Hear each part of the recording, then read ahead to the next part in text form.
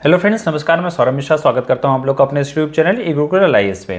Friends, इस video में discuss करेंगे इग्नू के सीआईएस कोर्स का पेपर BLII 013 और इस वीडियो में लोग डिस्कस करने वाले हैं यूनिट नंबर 2 को, जिसका टाइटल होगा टाइप्स ऑफ इंफॉर्मेशन सोर्सेज, यानी सूचना के स्रोत के प्रकार। जितनी भी तरह की सूचनाएं होती हैं उनमें अलग अलग स्रोत कौन कौन से होते हैं, उनके सोर्स कौन कौन से होते हैं, उनको हम लोग इस टॉपिक में डिस्कस करेंगे। चलिए देखते हैं कौन कौन से टॉपिक डिस्कस करने हैं अपने इस वीडियो में। सबसे पहले हम देखेंगे प्रोडिकल्स एंड देयर टाइप्स। प्रोडिकल्स क्या होते हैं और उनके कितने कितने टाइप्स हो सकते हैं, उनके बारे में देखेंगे। इसमें हम लोग देखेंगे scholarly periodicals, trade and business periodicals, popular periodicals, magazines, newspapers और जर्नल्स के बारे में देखेंगे। सेकेंडरी प्रोडिकल्स कौन कौन से होंगे, इंडेक्सिंग प्रोडिकल्स और एब्स्ट्रैक्टिंग प्रोडिकल्स, और उसके बाद हम देखेंगे बिब्लियोग्राफीज के बारे में। बिब्लियोग्राफीज क्या होती हैं, उनके कितने टाइप्स हो सकते हैं, नेशनल बिब्लियोग्राफी क्या है, ट्रेड बिब्लियोग्राफी क्या है, या फिर सब्जेक्ट बिब्लियोग्राफी क्या है, इसके बारे में पढ़ेंगे।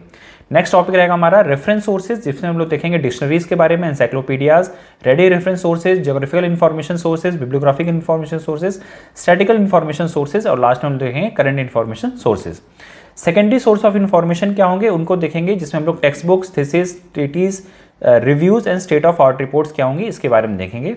इसके बाद हमारा टॉपिक रहेगा टेरिटरी सोर्स ऑफ इन्फॉर्मेशन क्या होती है, इसको समझेंगे, और लास्ट में हम लोग देखेंगे इलेक्ट्रॉनिक सोर्सेज क्या होते हैं। चलिए स्टार्ट करते हैं इस वीडियो को। सबसे पहले देखते हैं अपना जो पहला टॉपिक है, पीरियोडिकल्स एंड देयर टाइप्स। देखिए, पीरियोडिकल्स को समझने के लिए एक बात ध्यान रखिए, पीरियोडिकल्स क्या होते हैं। पीरियड्स मतलब कि जो एक इक्वल इंटरवल में आपके पास अवेलेबल हो। इक्वल इंटरवल में जो भी चीजें आपके पास इंफॉर्मेशन सोर्सेज अवेलेबल हो रही हैं, उन सबको हम लोग पीरियोडिकल्स में कंसीडर करते हैं। अब ये कुछ भी हो सकते हैं, जो भी आपके पास एक इक्वल इंटरवल में आ रहा हो। जैसे कि एग्जांपल न्यूज़पेपर अगर आपके पास पर डे आ रहा है, न्यूज़पेपर कुछ ऐसे न्यूज़पेपर हो सकते हैं जो वीकली आते हैं, कुछ ऐसे न्यूज़पेपर्स हो सकते हैं जो एक अल्टरनेट डेज में आपके पास अवेलेबल होते हो। तो न्यूज़पेपर्स, मैगजीन्स आपको फॉरनाइट भी मिल सकती है, मैगजीन्स आपको वीकली भी मिल सकती है, मैगजीन्स आपको मंथली मिल सकती है, मैगजीन्स आपको क्वार्टरली मिल सकती है। कोई भी रिपोर्ट्स, ठीक है, किसी भी तरह की गवर्नमेंट्स की या फिर किसी भी एनजीओज की, किसी भी प्राइवेट पब्लिकेशंस की जो रिपोर्ट्स आपको मिलते हैं, या तो वो हर इक्वल मंथ में मिल सकती हैं, क्वार्टरली मिल सकती हैं, हाफ ईयरली मिल सकती हैं, या फिर ईयरली मिल सकती हैं। ऐसी सभी चीजें, ऐसी सभी तरह की इंफॉर्मेशन सोर्सेज जो आपको एक इक्वल इंटरवल पे फाइनल डेफिनिट रूप में आपको मिलेंगी, वो कहलाते हैं पीरियोडिकल्स। अब इसमें कुछ भी आप इंक्लूड कर लीजिए, पीरियोडिकल्स में बहुत सारी चीजें आती हैं। पीरियोडिकल्स क्या है, एक जनरल टर्म है, और उस पीरियोडिकल्स में हमें बहुत सारी चीजें देखने को मिलती है, उसके बारे में हम लोग समझते हैं। देखिए, सीरियल और पीरियोडिकल्स, दो वर्ड हैं, ध्यान रखना। सीरियल क्या होता है, देखिए अगर आपने टीवीज में जो सीरियल्स देखे होंगे, ठीक है, जैसे अभी वेब सीरीज आती हैं, वेब सीरीज में क्या आता है, सीरीज मींस एक इक्वल जो भी आपके पास सीरीज है, वेब सीरीज है, उसमें आप देखेंगे कि एक एपिसोड आपको मिलेंगे, 3-4 एपिसोड मिलेंगे, 5-10 एपिसोड मिलेंगे, और हो सकता है वो पब्लिश हो एक इक्वल इंटरवल में, हर वीक में एक एपिसोड आ जाए, हर मंथ में एक एपिसोड आ जाए। जैसे पहले जो टीवीज पे सीरियल्स आते थे तो उनका जो टेलीकास्ट होता था वो एक इक्वल इंटरवल में होता था, हर वक्त, हर हफ्ते या हर जो अल्टरनेट डेज में एक सीरियल आपको एक एपिसोड उसको देखने को मिलता था। तो सीरियल्स और पीरियोडिकल्स दोनों सेम चीजें हैं। अभी हम लोग जब सीरियल्स भी देखेंगे या फिर हम लोग जो पीरियोडिकल्स की बात करेंगे, तो यहां पे दोनों बातें सेम होंगी। Is any publication that appears at regular interval, important term है रेगुलर इंटरवल। रेगुलर इंटरवल को मतलब वो आएगा ही, अगर वो मंथली हो रहा है तो मंथली, अगर वो वीकली पब्लिश हो रहा है तो वीकली, अगर वो फॉरनाइट हो रहा है तो फॉरनाइट, वो चलता रहेगा, वो कंटिन्यूअस रहेगा, चाहे वो वीकली होगा, मंथली होगा, क्वार्टरली होगा या फिर एनुअली होगा।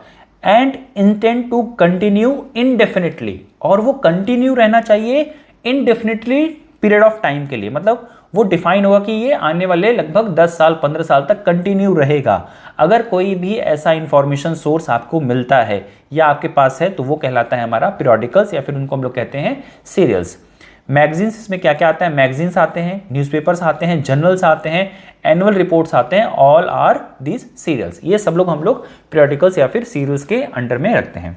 सो आई होप को ये जो पीरियोडिकल्स एक वर्ड है, अगर आपके बाद आज के बाद आप कभी भी पीरियोडिकल वर्ड सुने तो एक चीज क्लियर होनी चाहिए कि ये जो पीरियोडिकल वर्ड है वो बहुत सारी चीजों को अपने अंदर इकट्ठा करके रखता है। जैसे इसमें मैगजीन्स हो सकती हैं, पीरियोडिकल्स मैगजीन्स हो सकती हैं, न्यूज़पेपर्स हो सकते हैं, जर्नल्स हो सकते हैं, कोई भी, और इनका एक इक्वल इंटरवल टाइम होगा जब ये पब्लिश होते रहेंगे। अब periodicals is also referred as a journal, इनको एज अ जर्नल भी बोलते हैं। तो पीरियोडिकल्स, जर्नल्स और सीरियल्स, ये तीनों क्या हैं, एक तरह से पर्यायवाची शब्द हैं, एक तरह के सिनोनिम्स हैं, जिसको हम लोग एक अलग अलग इंफॉर्मेशन सोर्सेज के रूप में इस्तेमाल कर सकते हैं।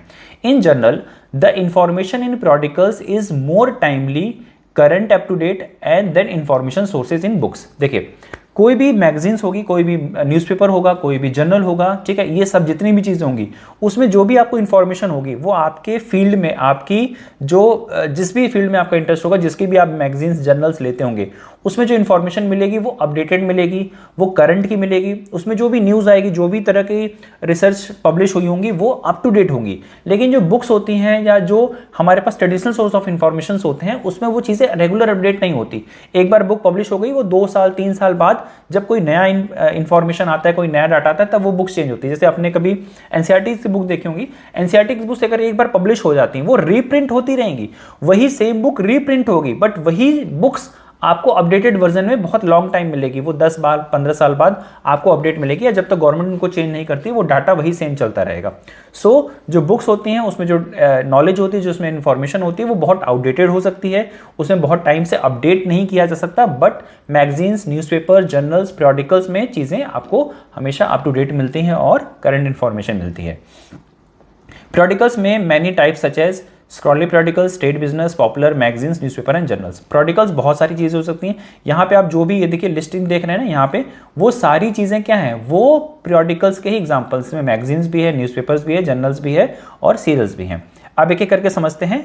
स्कॉलरली periodicals, देखिए ऐसे periodicals जो स्कॉलर्स के लिए लिखे जाते हैं। स्कॉलर्स कोई भी हो सकता है, स्कूल जाने वाला स्टूडेंट भी स्कॉलर है, कॉलेज जाने वाला स्टूडेंट भी स्कॉलर है, यूनिवर्सिटी में किसी भी और रिसर्च एक्टिविटीज़ में जो इन्वॉल्व है वो भी स्कॉलर है, चाहे कोई और रिसर्च एक्टिविटीज़ हो, चाहे वो स्कूल, कॉलेज, यूनिवर्सिटी से अलग किसी एनजीओ में काम करने वाला व्यक्ति जो मे भी शायद 70 ईयर्स का, 60 ईयर्स का हो सकता है, वो भी स्कॉलर है।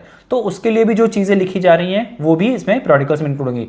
गवर्नमेंट ऑर्गेनाइजेशंस, कोई भी गवर्नमेंट ऑर्गेनाइजेशन है, सपोज DRDO है, इसरो है, ठीक है, ये जो अपने periodicals या मैगजीन्स निकालते हैं वो भी इसी में आते हैं। तो स्कॉलर्स periodicals का मतलब, स्कॉलरली periodicals का मतलब ऐसे periodicals जो स्कॉलर्स के लिए लिखे जा रहे हैं, वो किसी भी सब्जेक्ट से रिलेटेड हो सकते हैं, किसी भी फील्ड से रिलेटेड हो सकते हैं, उनका कोई भी एज ग्रुप हो सकता है। अगर ऐसे स्टूडेंट्स को, ऐसे पर्सन्स को ध्यान में रखकर कोई periodical लिख रहा है या बन रहा है या छप रही है तो वो कहलाती है हमारी स्कॉलर periodicals, ठीक है। Scholarly periodicals published by esteemed entity like learned society. Learned society कोई भी जो नया कुछ इन्वेंशन, नया कुछ सीख रहा हो। रिसर्च एंड डेवलपमेंट ऑर्गेनाइजेशन, कोई भी रिसर्च एंड डेवलपमेंट ऑर्गेनाइजेशन हो सकती है। Universities, reputed commercial publishers, primarily disseminated original research findings to maintain high standard. Articles undergo rigorous evaluation by the subject experts refers who assess the article quality and validity of the research। देखिए इन periodicals में जो भी articles लिखे जा रहे हैं, क्योंकि ये स्कॉलर्स के लिए लिखे जा रहे हैं, ऐसे लोगों के लिए लिखे जा रहे हैं जो रिसर्च एक्टिविटीज में इन्वॉल्व हो, उनको हमेशा करंट की लेटेस्ट इंफॉर्मेशन चाहिए, अप टू डेट चाहिए, एक्यूरेट इंफॉर्मेशन चाहिए। तो ऐसे जो भी पब्लिशर्स पब्लिश कर रहे हैं या फिर जो ये लिख रहे हैं, जो ये periodicals बना रहे हैं, छाप रहे हैं, पब्लिश कर रहे हैं, वो स्कॉलर्स होंगे, वो एक रेप्यूटेड ऑर्गेनाइजेशन में काम करने वाले होंगे, उनके पास जो सोर्स ऑफ इंफॉर्मेशन होगा वो करेक्ट होगा। सो ऐसी चीज़ें जो स्कॉलर्स के लिखी जाती हैं और जो एक्सपर्ट्स लिखते हैं वो बहुत बार बार रीचेक किया जाता है। उनको जो फैक्चुअल इन्फॉर्मेशन होती है, वो जो करंट इन्फॉर्मेशन होती है, उनको हमेशा अपडेट किया जाता है। तो ऐसे स्कॉलर्स के लिए लिखी जाने वाली periodicals कहलाती है scholar periodicals। Only after meeting specific criteria and referral approach is an article expect to the publication, making these journals peer review or referred, they serves an perimeter scientific records। ऐसे जो journals लिखे जाते हैं, जो scholar periodicals होते हैं, वो बहुत ही हाई क्वालिटी ऑफ इंफॉर्मेशन को अपने पास रखते हैं, अप टू डेट रखते हैं, और इनको बहुत ही साइंटिफिक मेथड से डिजाइन किया जाता है for the purpose of research activities and developments. Okay, इसमें कुछ एग्जांपल देखिए। Indian journal of biochemistry and biophysics, ये मंथली, इसका जो यहाँ पे देखो जो सीक्वेंस है वो मंथली है, मतलब इसकी जो फ्रीक्वेंसी है वो क्या है, मंथली है। ऐसी कोई मैगजीन्स हो सकती है, periodicals हो सकते हैं जो क्वार्टरली होंगे, जो फॉरनाइट होंगे, जो मंथ ईयरली हो सकते हैं, जो हाफ ईयरली हो सकते हैं, कुछ भी उनकी जो फ्रीक्वेंसी होती है वो कुछ भी हो सकती है। बट इनमें जो भी इंफॉर्मेशन होगी, जो भी डाटा होगा वो एकदम एक्यूरेट होगा और वैलिड होगा, मतलब उसमें जो भी आपके पास करंट इंफॉर्मेशन होगी वो एकदम अप टू डेट होगी। इनका पर्पस क्या होता है, ऐसे स्कॉलरली periodicals का पर्पस क्या होता है, अपने यूजर्स का, जो भी उनको यूज कर रहे हैं, जो भी उनको पढ़ रहे हैं, उनको हमेशा अपने उनके करंट से रिलेटेड जितने भी टॉपिक्स हैं उनको अपडेट रखना। जो भी उनके पास फैक्चुअल इंफॉर्मेशन है वो हमेशा अपडेट होनी चाहिए। एक्यूरेट होनी चाहिए, उनके रिसर्च एंड डेवलपमेंट के जो काम के टूल्स हैं या फिर उनकी इन्फॉर्मेशन है वो उनके पास अवेलेबल होनी चाहिए। देखिए किसी भी फील्ड में रिसर्च एंड एक्टिविटी हो सकती है, बायोकेमिस्ट्री में हो सकती है, फिजिक्स में हो सकती है, एस्ट्रोनॉट्स भी रिसर्च एक्टिविटीज़ कर सकते हैं, यूनिवर्सिटी में पढ़ने वाले स्टूडेंट्स भी रिसर्च एक्टिविटीज़ में इन्वॉल्व हो सकते हैं। तो ऐसे स्टूडेंट्स के लिए या ऐसे पर्सन्स के लिए फ्रेंड्स, अगर आप ये वीडियो कंप्लीट करना चाहते हैं तो आपको हमारा CLIS कोर्स हमारे एप्लीकेशन पे सब्सक्राइब करना पड़ेगा। एप्लीकेशन को डाउनलोड करने का लिंक नीचे आपको डिस्क्रिप्शन बॉक्स में मिल जाएगा। अगर आप गूगल प्ले पे एप्लीकेशन डाउनलोड करना चाहते हैं तो आप वहाँ टाइप करेंगे ई गुरुकुल, आपको इस तरह कोई लोगो मिलेगा, वहाँ से आप ये डाउनलोड कर सकते हैं। और अगर आप एप्पल फ़ोन यूज़र हैं तो आपको पहले क्लास प्लस एप्लीकेशन डाउनलोड करनी पड़ेगी अपने एप्पल स्टोर से, और वहाँ पे आपसे ORG कोड पूछा जाएगा जो आपको टाइप करना होगा ZMXYG। अगर आप ये ORG कोड टाइप करते हैं तो आपको हमारे ई गुरुकुल का जो भी कंटेंट एप्लीकेशन पे अवेलेबल है वो सारा आपको अवेलेबल हो जाएगा। यहाँ पे आप देख सकते हैं मैंने टोटल CLIS कोर्स का वीडियो ड्यूरेशन आपको प्रोवाइड कर रखा है। एक एक यूनिट की कौन कौन सी वीडियो कितने लेंथ की है वो मैंने आपको दे रखी है। टोटल आपको जो CLIS कोर्स है वो 24 वॉच आवर का है, मतलब 24 आवर्स के ड्यूरेशन का मैंने कंप्लीट कंटेंट आपको एप्लीकेशन पे दे रखा है। आप अगर एक बार कोर्स परचेज करते हैं तो एट अ सेम टाइम आपको सारी वीडियोस का एक्सेस आपको अवेलेबल हो जाएगा, और आप चाहें तो रोज 1 या 2 वीडियोस अपनी कंप्लीट करके अपने सिलेबस को कंप्लीट कर सकते हैं। आप हमारे CLIS व्हाट्सएप ग्रुप से ज्वाइन होना चाहते हैं तो आप ये QR कोड स्कैन करके हमारे CLIS व्हाट्सएप ग्रुप से ज्वाइन हो सकते हैं, या फिर मैंने डिस्क्रिप्शन बॉक्स में भी इस व्हाट्सएप ग्रुप का लिंक दे रखा है, आप वहां से भी इसको ज्वाइन कर सकते हैं। ये कुछ कोर्स के फीचर्स हमारे पास अवेलेबल हैं। अगर आप ये हमारा कोर्स सब्सक्राइब करते हैं तो आपको ये सारे फीचर्स अवेलेबल हो जाएंगे। सभी 27 यूनिट्स आपको सेम टाइम पे मिल जाएगी। आपको अगर असाइनमेंट चाहिए CLIS के तो वो भी सॉल्व असाइनमेंट जुलाई या फिर जनवरी सेशन के आपको हमारे एप्लीकेशन पे फ्री ऑफ कॉस्ट अवेलेबल हो जाएंगे, आप वहाँ से देख सकते हैं। कुछ और कंटेंट्स भी हमने यहाँ पे अपने इग्नू के अदर यूनिवर्सिटी के हिंदी में मटेरियल डाल रखे हैं, आप चाहे तो उनको भी एक्सेस कर सकते हैं। अगर आपको वीडियो पसंद आई होगी तो जरूर से लाइक करिएगा, अपने दोस्तों के साथ शेयर करिएगा, और इग्नू के CLIS कोर्स रिलेटेड किसी भी तरह के अपडेट्स को देखने के लिए आप हमारे इस चैनल को जरूर सब्सक्राइब करिएगा, ताकि आपको डे टू डे की जो भी इंफॉर्मेशन है आपके कोर्सेज रिलेटेड वो मैं आप तक पहुँचाता रहूँ।